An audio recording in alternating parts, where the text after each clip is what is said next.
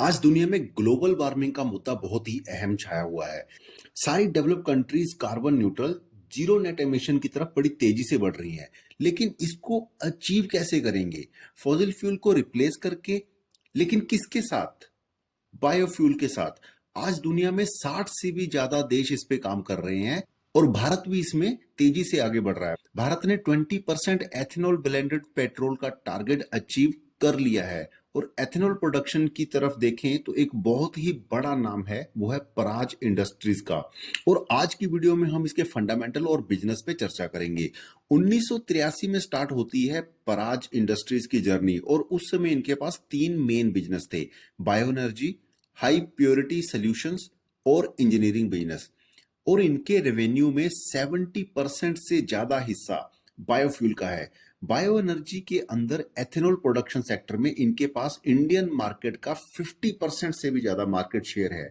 पराज industry खुद से ethanol का प्रोडक्शन नहीं करती है, बल्कि एथेनॉल प्रोडक्शन के लिए जो टेक्नोलॉजी चाहिए और जो इंजीनियरिंग चाहिए ये उसको प्रोवाइड करते हैं। और भारत की बहुत सारी कंपनी जो कि एथेनॉल का प्रोडक्शन करती हैं, वो पराज की टेक्नोलॉजी यूज करती हैं। इसके अलावा पराज बहुत ही इनोवेटिव टेक्नोलॉजी फ्यूचर बायोफ्यूल पे भी काम कर रही है, जो कि एविएशन सेक्टर में यूज होगी। इसके अलावा प्राज ने इंडियन ऑयल कारपोरेशन के भी साथ भी पार्टनरशिप करी हुई है, जो कि जेट फ्यूल्स के लिए अल्कोहल और अदर बायोफ्यूल पे काम कर रही हैं। प्राज के 100 देशों में 1000 से भी ज्यादा कस्टमर्स हैं, जिनमें कि Indian Oil Corporation, BPCL, Triveni Engineering, Balrampur Chini, Deepak Fertiliser, UB Group, Bajaj Hindustan, Ranbaxy और लुपिन जैसे बड़े बड़े नाम इनके क्लाइंट लिस्ट में शामिल हैं।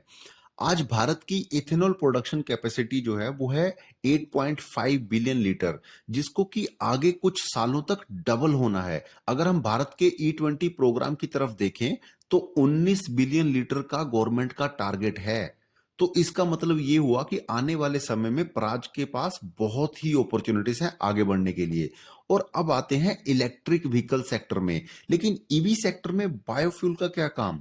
तो सबसे पहले आप ये समझिए कि इलेक्ट्रिक चार्जिंग स्टेशन जो आज की डेट में है वो मैक्सिमम कोल प्रोडक्शन से चल रहे हैं।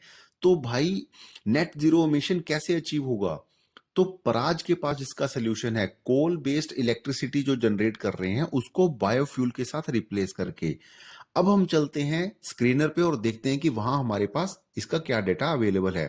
कंपनी का मार्केट कैप है 9,688 करोड़ का। करंट मार्केट प्राइस जो चल रहा है वो है 527 रुपए। स्टॉक पी जो है वो 38 पे चल रहा है और रोस है कंपनी का 31% और आरओई है 23.7%। पिछले 3 साल का अगर चार्ट पैटर्न देखें तो काफी अच्छा रनअप एक देने के बाद थोड़ा सा रेस्ट मोड में आ गई थी कंपनी, और ये रेस्ट जरूरी भी था। क्यों जरूरी था? क्योंकि कंपनी का पी रेशो जो कि अभी हमें लगभग 38 पे दिखने को मिल रहा है, वो किसी टाइम पे 80 के पार चला गया था। मतलब कि कंपनी का वैल्यूएशन बहुत ही हाई हो गया था। कंपनी महंगी, स्टॉक जो है इसका वो महंगा मिल रहा था। तो उसको बराबर लाने के लिए 2-3 क्वार्टर्स का समय लगा, जो कि आप यहां पे चार्ट पे देख सकते हैं। और अब दोबारा ये स्टॉक भागने को तैयार है। इस बार के क्वार्टरली रिजल्ट जून 2023 में 737 करोड़ के रहे हैं, जो कि लास्ट ईयर जून 2022 में 732 थे। और ऑपरेटिंग प्रॉफिट मार्जिन 10% के आसपास घूमता हुआ दिखाई दे रहा है। साल दर साल कंपनी की सेल्स लगातार बढ़ रही है और पिछले साल की 3500 करोड़ की सेल्स रही है, पिछले 4 सालों में, जो कि 3 गुना हो चुकी है। नेट प्रॉफिट कंपनी का 240 करोड़ का रहा है। कंपाउंडेड सेल्स ग्रोथ पिछले 3 सालों की 47% पे है। बैलेंस शीट को देखें तो कंपनी के पास 1000 करोड़ का रिजर्व पड़ा हुआ है और बोरिंग्स तो बिल्कुल ना के बराबर हैं। शेयर होल्डिंग पैटर्न में 32% होल्डिंग जो है प्रमोटर्स के पास है और एफ अपनी होल्डिंग को लगातार बढ़ाते हुए 18.3% पे लेके आ चुके हैं और बाकी 40% के आसपास की हिस्सेदारी पब्लिक के पास है। और अब सबसे मेन पार्ट की कंपनी, यहां से हम फ्रेश बाय, होल्ड या सेल क्या किया जाए इसमें? तो इसमें अगर आपके पास प्रीवियस बाय है तो आप इसको बिल्कुल होल्ड करके रखें, क्योंकि इसका ब्रेकआउट हमें दिखना शुरू हो गया है।